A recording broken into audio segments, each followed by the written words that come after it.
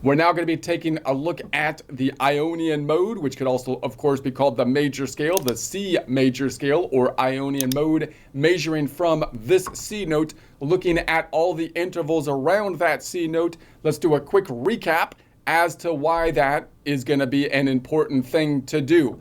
Remembering that when we're learning the guitar, it's often useful to learn in open position and then try to move up the guitar. And I would recommend starting in the middle of the guitar so that you can then naturally grow your shape both up towards the body and back towards the bass, learning the shapes around it. And then, of course, like an Excel spreadsheet, like a beautiful Excel spreadsheet, you can then take that shape and shift it up and down, moving from the C scale and related modes to any of the other major scales and related modes. Now, it's not that easy from a tactile standpoint, because your fingers like to memorize where they are on the fretboard, but conceptually, if you understand that, you can train your fingers a lot more easily. So we're going to be learning in the middle of the guitar here. As we learn our shape, we can learn the shape either by learning the actual scale shape in the middle of the guitar,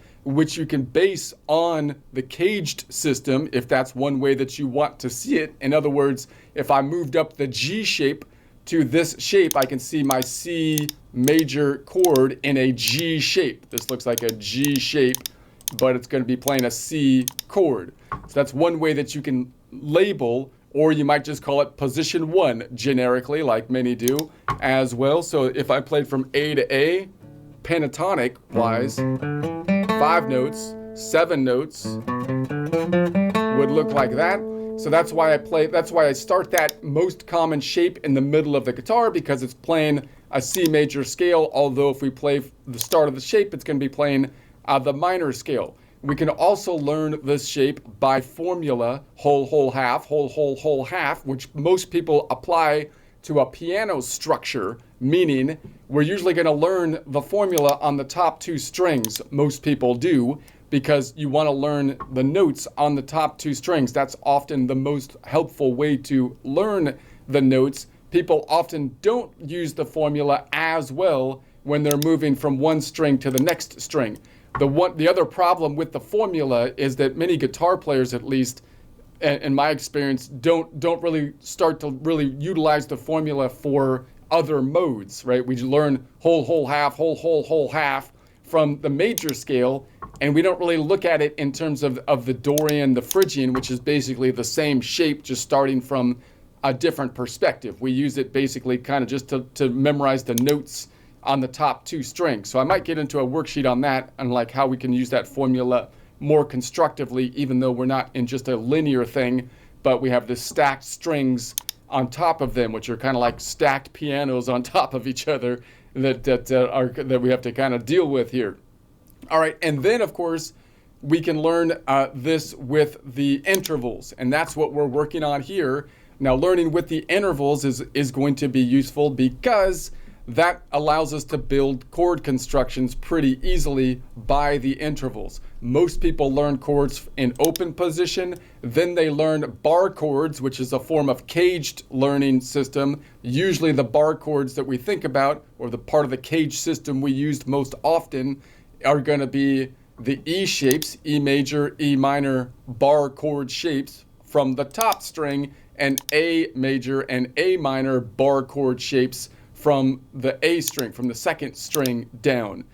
But we often don't really think about building shapes from the notes on the bottom of the guitar, unless that's the kind of thing that you've learned as you're playing in a band, because it might be an easier thing to do, right? So what we want to do is try to say, how can I build the notes from the bottom of the guitar too, so I can come up with like 3-note chords or other types of chords that can fit in if I'm layering things together or playing within a band. One of the problems with that is that if I try to think about this as my root, I usually measure down, right? I usually start my bar chord and try to build it down this way, which is easier to do because the intervals are formatted so that I can count like a 7-note perfect fifth down 7 notes away.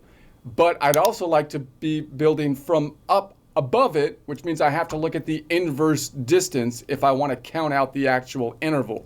So that's something that a lot of people I don't think really understand that well, and it really kind of stops people from learning the shapes more readily on the bottom of the guitar. And what we end up doing instead of learning the intervals is we start to say, well, I know this is just the bottom of the shape, and we start to say that I know the notes. I've memorized the notes on the guitar, and those notes make whatever, a C major chord. But it's a lot less efficient to learn the notes because you can't move the notes up. Otherwise, you have to memorize all the notes of every kind of chord, right? What we want to do is learn the relative position, which we can learn by shape, or we can learn by interval, which is a form of shape. So that would be better. So I can learn, well, this is the bottom of like the bar shape.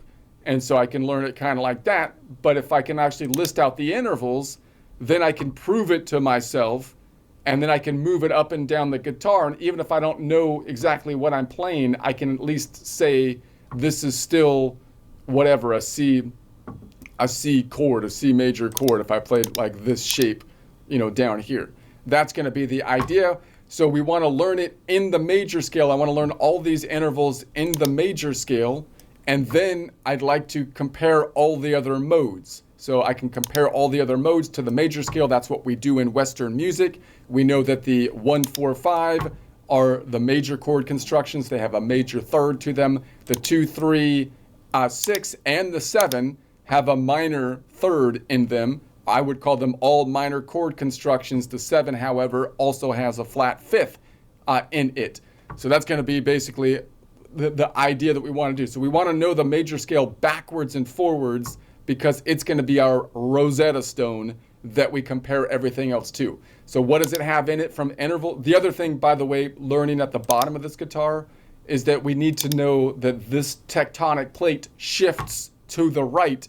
So all of our shapes are shifted because of that earthquake that took place back at the building of creation of the guitar.